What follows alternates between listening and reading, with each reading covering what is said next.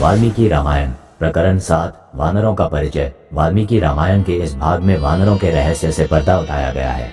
आमतौर पर वानर को केवल बंदर समझा जाता है, लेकिन सच्चाई इससे कहीं अलग है। वानर न तो कोई अलग प्रजाति थे और न ही केवल पशुवत लोग। वे वन में रहने वाले बुद्धिमान और शक्तिशाली मानव थे, जिनकी वंश परंपरा नागरी लोगों से भिन्न नहीं थी। वानरों की पहचान उनके प्रतीकात्मक वस्त्रों, पूंछ और मुखटे से होती थी। कुछ भालुओं जैसे वस्त्र पहनते थे। उनका जीवन वन की वस्तुओं पर आधारित था, लेकिन वे शारीरिक बल के साथ साथ तेज बुद्धि के लिए भी प्रसिद्ध थे।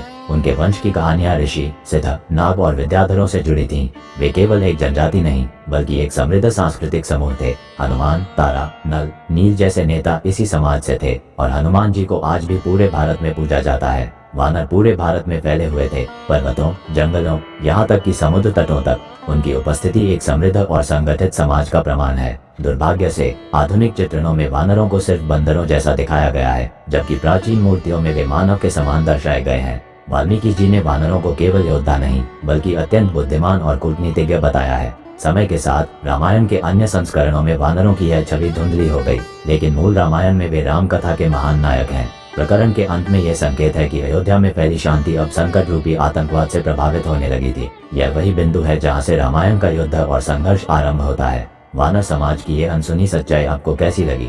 जानिए और भी अद्भुत तथ्य। सब्सक्राइब कीजिए अनरियल व्लॉगर्स। मिलते हैं अगले प्रकरण में।